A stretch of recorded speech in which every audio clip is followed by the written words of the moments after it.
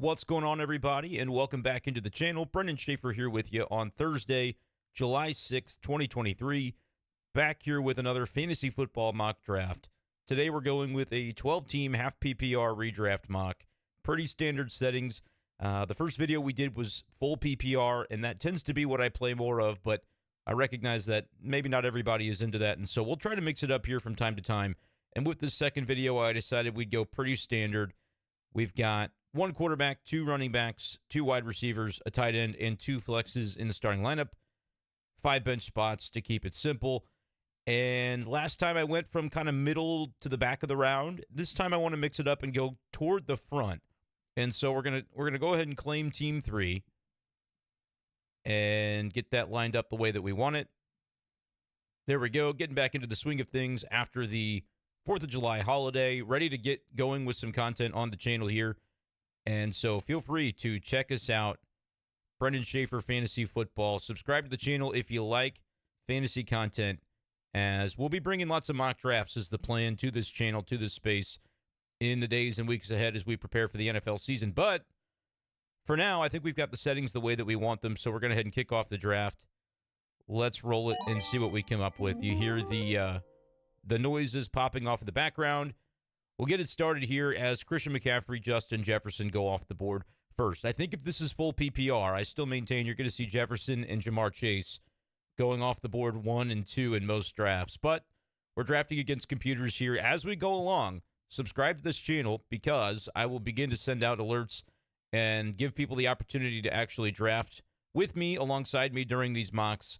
And I think that'll make things even more interesting. But because we're going against just the computers now, it leaves me with a pretty easy choice here in the first round. I'm going Jamar Chase. Even in the half PPR setting, I always find that wide receivers with this elite floor and elite ceiling combination that guys like Jamar Chase, Justin Jefferson do have, those are the guys I want in the first round. I especially in a setting that gives you any value for PPR, whether it's half PPR, full PPR, I'm still looking at the wide receiver position. I find that most times I prefer the builds that way, especially in leagues where I have 3 wide receivers in my lineup. You can see here, we've only got 2 in this setting. But even with that, starting with Jamar Chase feels like such a safe way to begin a draft that, again, gives you that combination of floor and ceiling within one player. I think Jamar Chase is a great option for this season, and so we'll end up seeing how that pans out. But it wasn't really a lot for me to think about there, so I went ahead and made that selection. We're back on the clock now at the 10th pick of the second round. And let's see what's gone off the board between the two selections, if I can figure out how to work the board here. There we go. Travis Kelce going 1-5 is interesting. I think this might be the year people get burned on that type of selection, though. It's been getting popular and more popular to realize the positional advantage that Kelce is compared to the other tight ends, but with him kind of going up on that age curve, I don't know if this could be the season we see a little bit of a drop-off. Want to check out Travis Kelce there. Yeah, age 33. I think he'll be really good this year, but I don't know about top 5 pick. So we felt good about going wide receiver there. Cooper Kupp still a first-round pick. Bijan Robinson, I like seeing Sleeper finally update. Earlier in the offseason, you could have gotten Bijan Robinson way too late. And if you saw our first mock draft, he was our number 1 pick. I think we took him with around the 9th pick or so. But give you a look there. I like a lot of these second-round wide receivers, guys like Garrett Wilson, Amon-Ra St. Brown, A.J. Brown leading off the top of the second. Tony Pollard was my guy last year, but we're not probably going to have as many shares of him this year, as the price tag has certainly gone up. So let's take a quick look. We've got 44 seconds. Just for this video, we've given ourselves 2 minutes to kind of talk through some of the picks and things that we see.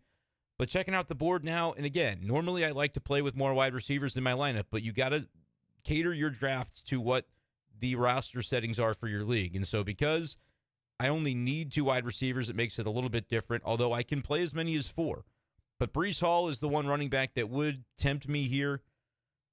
But I still feel like there's going to be some mid-round value at running back. A lot of people get worried about the value at running back in the dead zone. I don't think there's going to be a dead zone this year. And so for me, you see the line here drawn below Jalen Waddle. That's going to be my choice. T. Higgins would be a consideration if I didn't already have Jamar Chase. But given that I do, I don't want to double up on Bengals right away. And then you see a couple of more quarterbacks go off the board. I agree with Patrick Mahomes being the first quarterback to go. Josh Allen and Jalen Hurts close behind. I think Mark Andrews is a value. Had he been there at 3.3, I was probably pulling the trigger on Mark Andrews.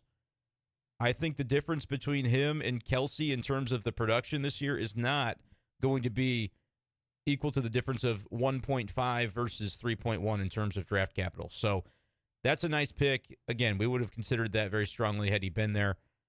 But now we're going to look at the wide receivers, the running backs. We still see that Breece Hall is available. That's a heavy lean for us. I could be a little bit worried about the injury, but I think the upside there now in an Aaron Rodgers-led offense can be pretty tremendous if Breece Hall can get back to the form that we saw him in with that partial rookie season before the injury. T. Higgins is going to be value for somebody in the third, but I just don't think I can pull the trigger there. Olave and Devontae Smith are also pretty intriguing to me. I like them in the third in a lot of situations, but because we're so early in the third, we're going to have to consider running back here because you can definitely see guys like Stevenson, Etienne, Walker, Gibbs. We like all those guys.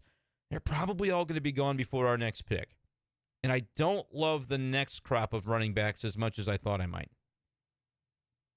Whereas at wide receiver, we love these three guys, Olave, Smith, and Higgins, although we're not going Higgins because of the Bengals double up that we're looking to avoid. Just because, I mean, the Bengals are a great offense to have plenty of, but it's just not the way I prefer to go. I want to spread the wealth a little bit. But I like guys like Metcalf, Deebo Samuel. Oh, man. I'm hoping that one of my guys drops, but it's just not realistic with all the picks that are going to go off the board. So we got to make a quick decision here. Breece Hall is still the temptation. He's maybe not the safest pick because of the injury, but I think he's a pick that has a lot of upside. So we're going to take him. In fact, I'm surprised to see Najee go before Breece Hall. Etienne I like, but I think he's going to have a bit of a reduced workload. And so that keeps us away from him here. As we watch some of these picks go off the board, Hawkinson, the third tight end to leave the board.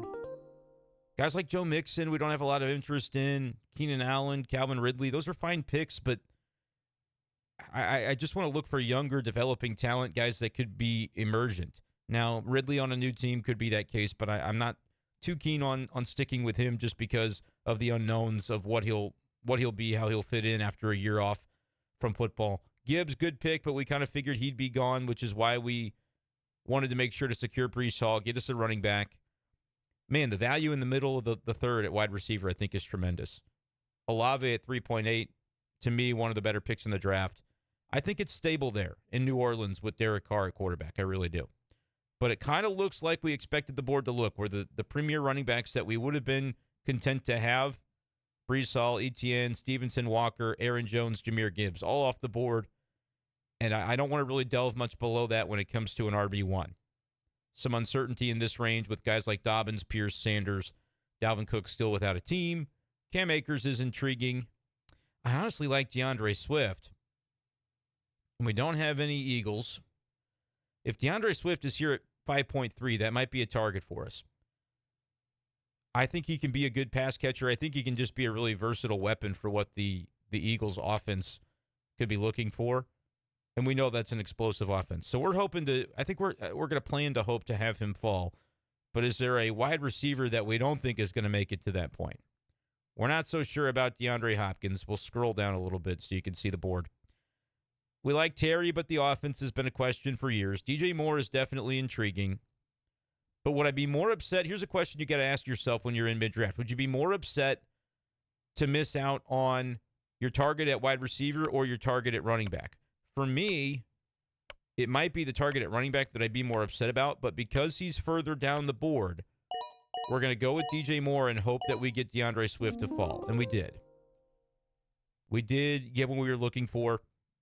Kind of got to the bottom of the clock there, and so I had to make a decision on the fly. I like DJ Moore. I think DJ Moore can be for Justin Fields what A.J. Brown was for Jalen Hurts last season. I don't know if it's going to be a direct apples-to-apples comparison, but we saw the explosiveness from Justin Fields as a runner, and now I think he just needs weapons around him to be able to prove himself at the pro level as a passer. And speak of the devil, he's sitting right here, and we'd have the stack falling directly into our laps. You know, this is a tricky spot. DeAndre Swift is not going to be there the next time we come around to pick at 6'10". We sort of had it in mind to have him. I'm surprised Javonte Williams, even with the possibility that he starts the season maybe not completely healthy. I'm surprised to see him down this far. I think that ADP will rise. I'm still a Javonte Williams believer. I like, honestly, these running backs here, Montgomery, Pacheco, Kamara, if he plays, Rashad White, James Cook, A.J. Dillon even, Antonio Gibson. There's enough running backs there that I feel good about maybe taking the shot on Justin Fields here. I was telling y'all earlier, the dead zone is not something that really scares me this year when it comes to running backs if these ADPs hold.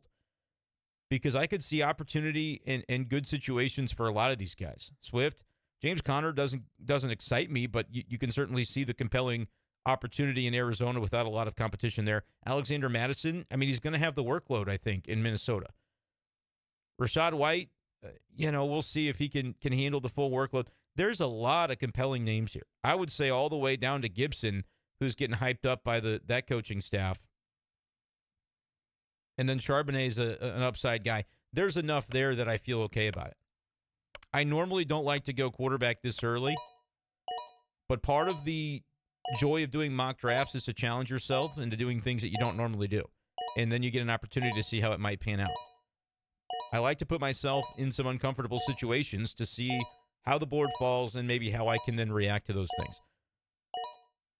And Javonte Williams goes, that would have been a bona fide target for me here at 6.10, but he goes at 6.8. Madison's another good one. Swift lasted a little longer than I thought. We had a bit of a run on wide receivers in the late fifth with Godwin, Christian Watson, and Drake London going off the board. Lots of tight ends go.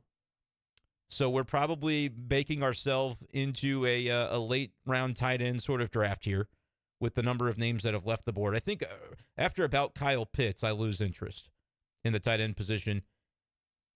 And then it gets to just be kind of, we'll go late. We'll look at Okonkwo. We'll go upside for Dalton Kincaid.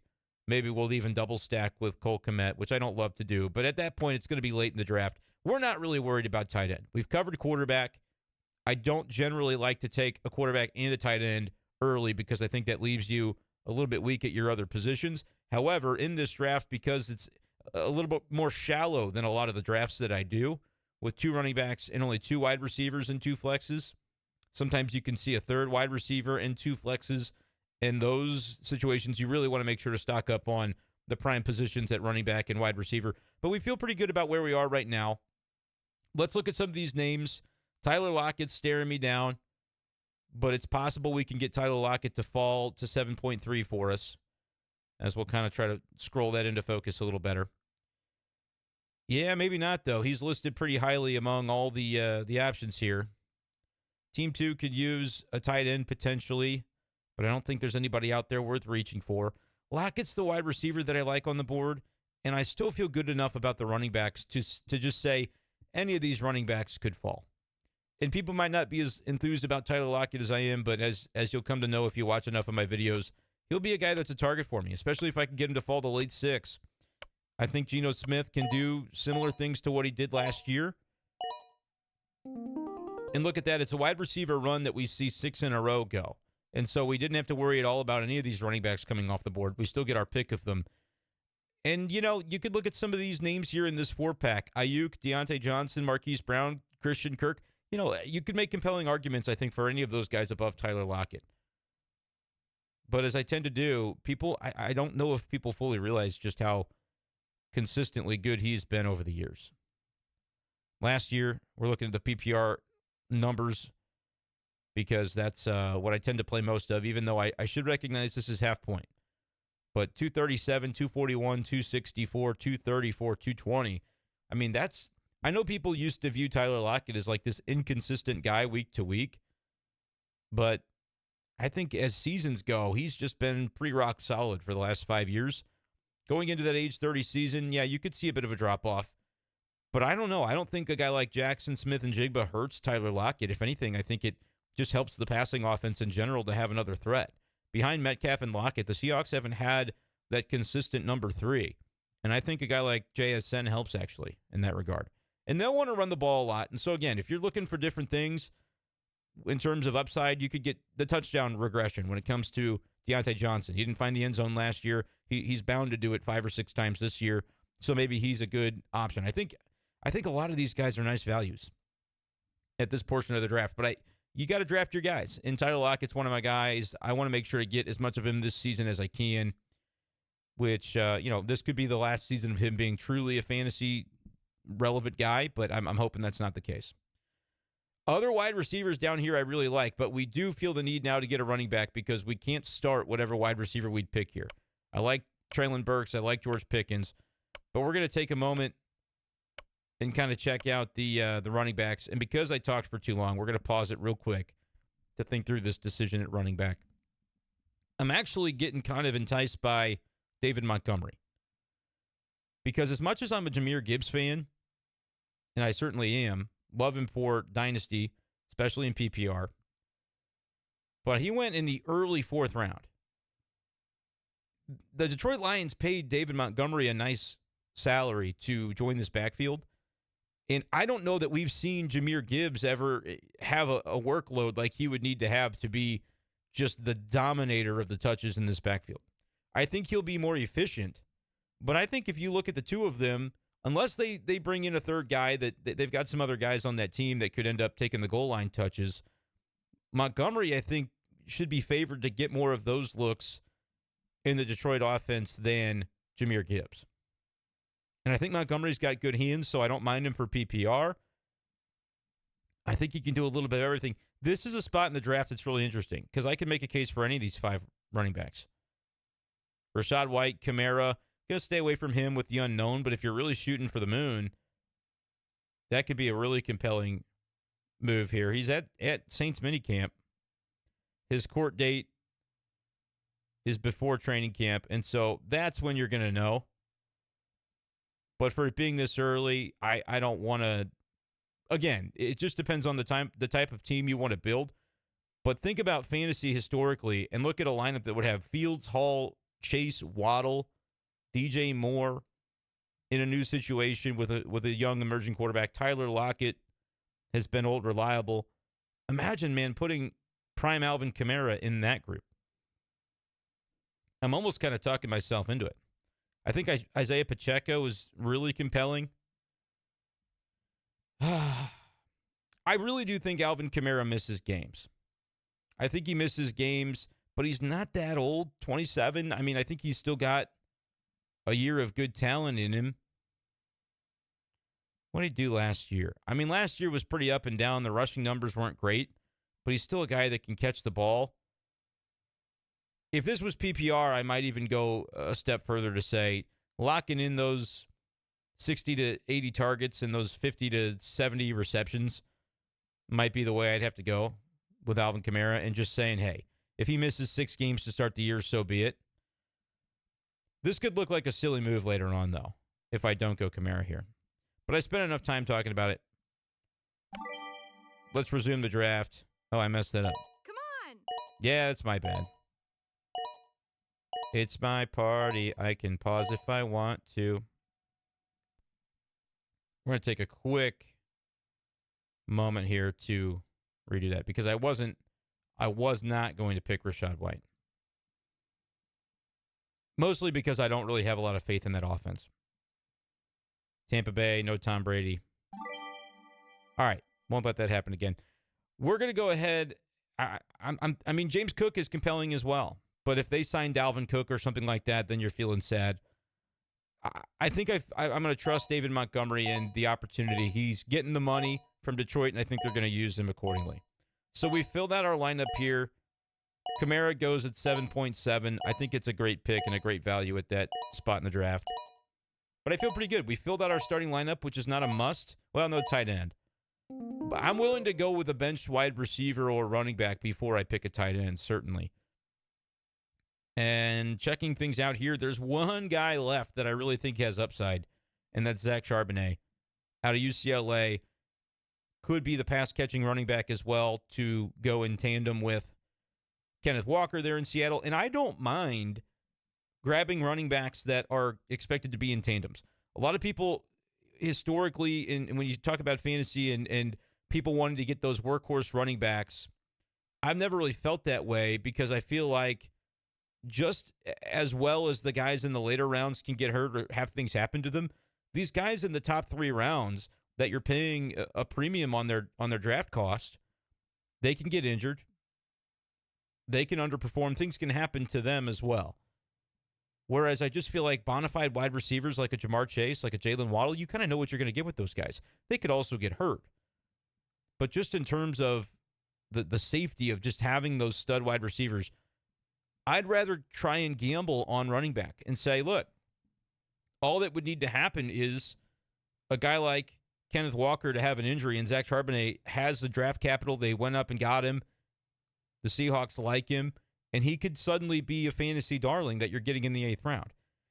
If Kenneth Walker stays healthy, okay, this guy still probably sees the field, 30, 40% of snaps?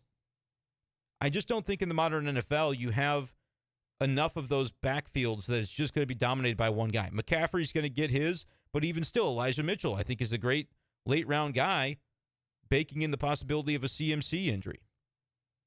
You know, even in the 3rd round, guys like ETN, it's a split backfield. You're just paying for the name value at that point. Quick look at wide receiver. Cortland Sutton, we're hoping gets back to us because we'll get a chance to talk about him. But we're going to grab Charbonnet before it's too late. And we see Gabe Davis and Brandon Cooks go off the board. So we're really liking Cortland Sutton in the 9th. Zay Flowers is interesting. Not really too into Juju. We definitely want to go wide receiver here unless we find a tight end that we just think we got to have. But there's, again, I think we can get Okonkwo or Dalton Kincaid in another round. It just depends on what the CPU is going to do. But, man, let's talk about Cortland Sutton because a lot of people had him as maybe sort of a breakout guy last season when Russell Wilson went to Denver. That ended up being a disaster in year 1. But I think with the coaching change to Sean Payton, it can certainly be something that ends up working out. And you see this note on Sleeper from about 6 days ago, Cortland Sutton learning from former Saints wide receiver Michael Thomas. Says he is trying to pick up some things from studying his game tape. Obviously, a former connection with Sean Payton there in New Orleans. I think Cortland Sutton is a smash in the 9th round. And here's what I like about it from a roster construction standpoint. Jamar Chase, Jalen Waddle, DJ Moore, Tyler Lockett. Yeah, I'm absolutely loving having those guys in my lineup. Do I like my running backs, Breece Hall and Montgomery? Yeah, I do. I like them both. I love having guys with upside on my bench. Zach Charbonnet, again, like we said, injury away from being super-duper relevant, and I think you can even plug him in as long as you're getting some reward for PPR, whether it's half or full point. There are going to be times where you can plug him in. We do have 2 Seahawks, but I think late-round capital, we can absolutely live with that given the upside. But Cortland Sutton, if he is even anything close to what people thought he could be going into last year, that's a guy that you'd be taking in the top 4 or 5 rounds. Is it a guarantee? No, but he's on our bench, so we don't have to sweat it if he doesn't pan out. That's a pick that you just won't be able to make. I can recognize where Sleeper is going to miss the boat a little bit, and that's an example of it.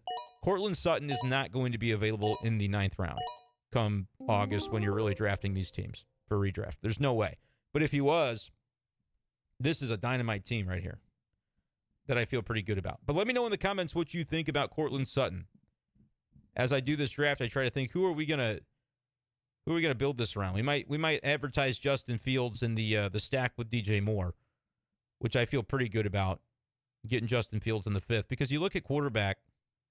Let's take a look at this. They're paying up for Mahomes, Allen, and Hurts, understandably so. Pause the draft real quick while we talk about this. Understandably so for those guys. Joe Burrow, I get it as well. Those were 2nd-round guys. Burrow's toward the end of the 3rd round. The reason for that gap is just the lack of rushing that you expect to get from Burrow. And then you go Lamar Jackson. Burrow versus Lamar Jackson, to me, in redraft is a fascinating one this year. Burrow feels a lot safer, but Lamar Jackson's got more upside. And there are going to be mocks that I do where you guys start to see my Ravens love.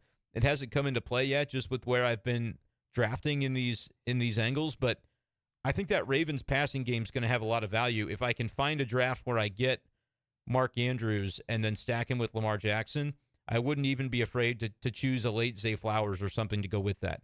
I think that's a really interesting situation. And then Justin Herbert is basically lower cost Joe Burrow. Similar story, not going to run a ton, but should have a lot of prolific passing opportunities. But Burrow's just kind of riding a little more hot after last season. Herbert had a down year. But man, looking at Justin Fields relative to those names, like I think I'd prefer Fields to Herbert.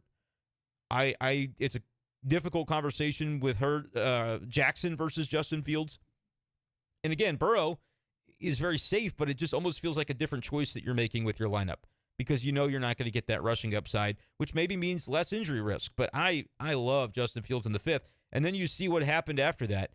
No quarterbacks going off the board until you get Trevor Lawrence, who's kind of like low-cost Justin Herbert, right? I feel like Burrow, Herbert, Lawrence, fantasy-wise, a lot of similarities, but just it's the different level of how proven each of them are. And I love the value of Lawrence. But then, I mean, it was even almost a full round before Lawrence goes. And then you look at it, no quarterbacks in the rest of the 6th, not a single quarterback taken in the 7th, which tells me we drafted QB at the absolute perfect time. And to stack it with DJ Moore the way that we did was a little bit serendipitous. And that's why it can just make sense to kind of read the board, right? You come in with these preconceived notions of what you want to do in the draft, but at the end of the day, the board can tell you a lot. And so I like the way we read that board. I'm feeling a lot better about this draft compared to the mock that I did that started off this channel a couple of weeks ago. But let's go ahead and get back to our pick here, as now it gets to be silly season at quarterback. I think 2 is a nice value there. Deshaun Watson maybe is a nice value there, where he was taken in the 8th.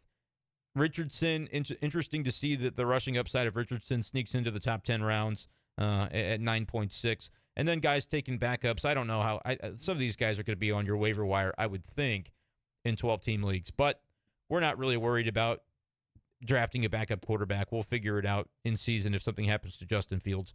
But let's go ahead and take a look. We mentioned Elijah Mitchell being a guy that we're intrigued by. Kendre Miller, again, if you wanted to bet against Alvin Kamara, which we sort of did by not taking him, Miller would be someone that's interesting. I don't know why Tyler Algier has a star on him, nor Damian Harris. I think some of these stars are from last year on my sleeper account. While we're talking about this, though, make sure you guys subscribe to the channel. Lots of fantasy content coming your way this year. So Elijah Moore is interesting. We really don't need a 6 wide receiver. I love the wide receivers on this roster. Chase Waddle, DJ Moore, Lockett, and Cortland Sutton. I feel like if I want to take a shot right now, it's going to be at running back, because I'll go for a Sky Moore or some of those young receivers later on. I'm taking Kendre Miller because that feels like the shot that I prefer. On my bench, go upside. That's always traditionally been the way I've liked to do it. As now I don't know what's happening. Sleeper's getting confused.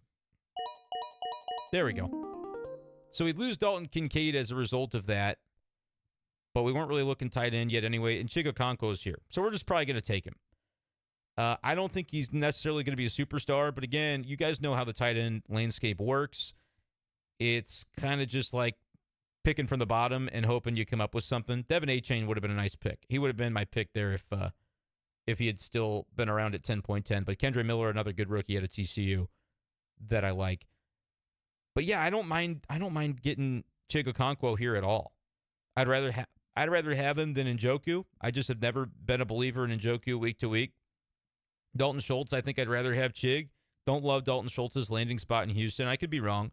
Sometimes the tight end is the safety blanket for a rookie QB. Freiermuth, I like him, but if you're going to tell me 9.7 for the Muth or the 11th round for Chig, I'm going Chig every time. So that wasn't even really a decision that we needed to make or think about too much, because again, we like the way we're set up. We've got 2 bench spots left to fill, but we just don't feel like there's a major need anywhere when it comes to running back, wide receiver, or the like. And so we felt pretty good about waiting on tight end, but then jumping on it. When the guy that you were hoping would falls into an area where it just makes sense to go, as finally Sleeper catches up. Firing off there. A little bit of internet issues, apparently. But yeah, we don't mind that at all. And I think there is kind of a tier break after Chig, because I think Kmet could be sharing time a little bit with the Bears. Dulcich, same thing. Tyler Higbee, like none of these guys are weekly starters. I think you can get away with it with Chig. The breakout is what we're anticipating there.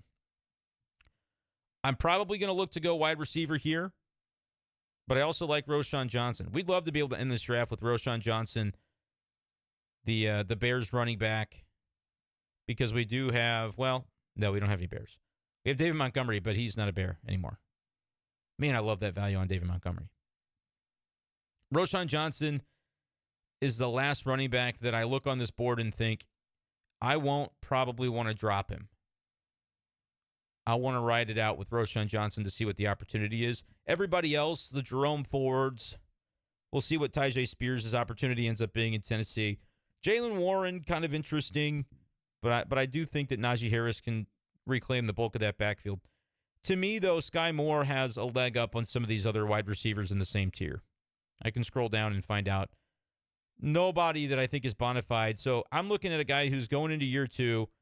Let me check the sleeper. He's been impressive during offseason program. That's from Fantasy Pros. Well, that's been 22 days. I thought it said hours.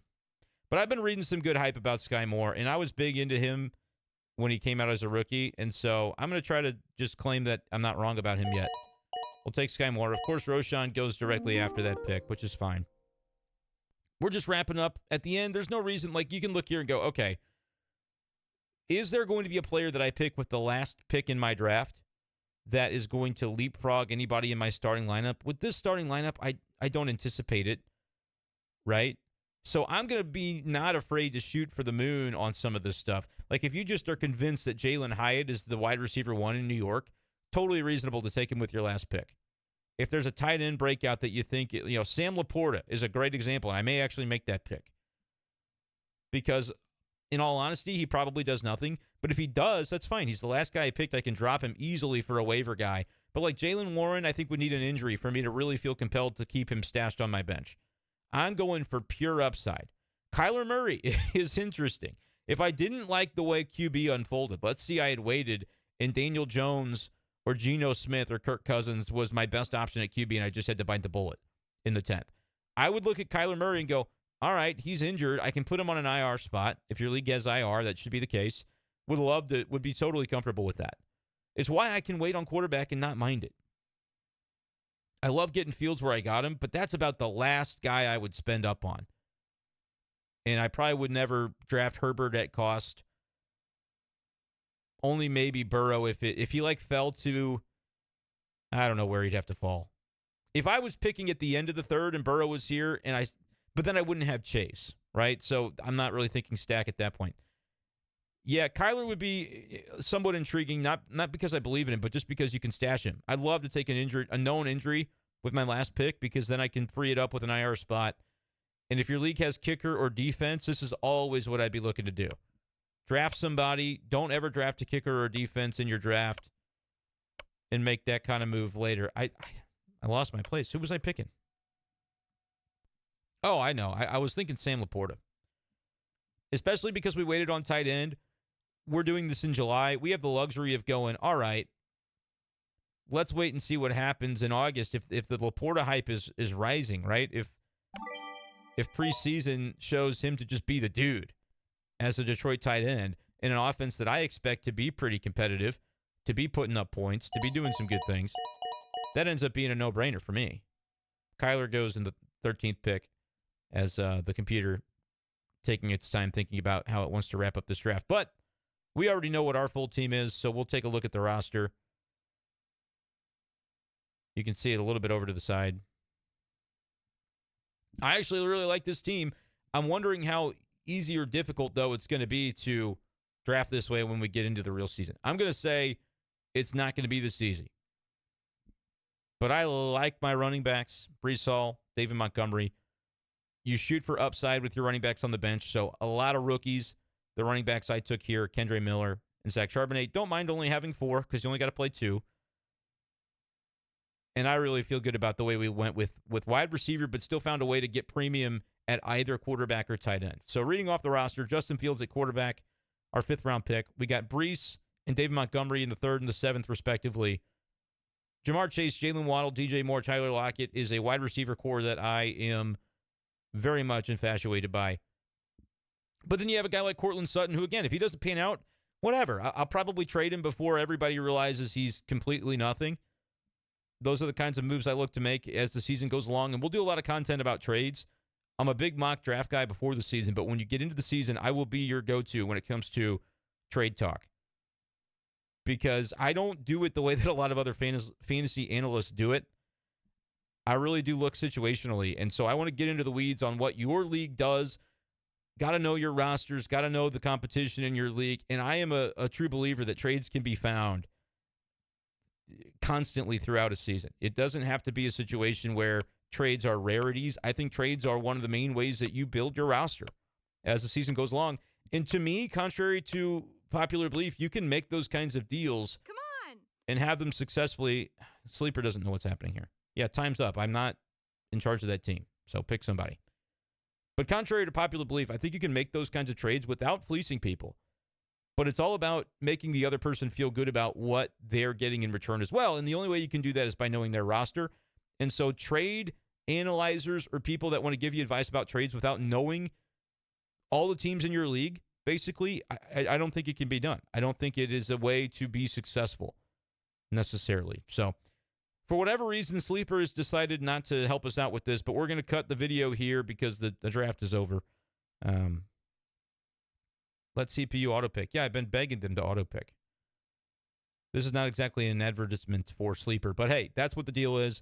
Let me know what you thought of this draft. Let me know what you think of the style and how I did and what kind of fantasy mock draft content you'd like to see moving forward from this channel. We're going to be doing a lot more of it now that the football season is approaching very quickly. So thank you guys. Make sure to like this video and subscribe, and we'll see you next time on the channel. Peace.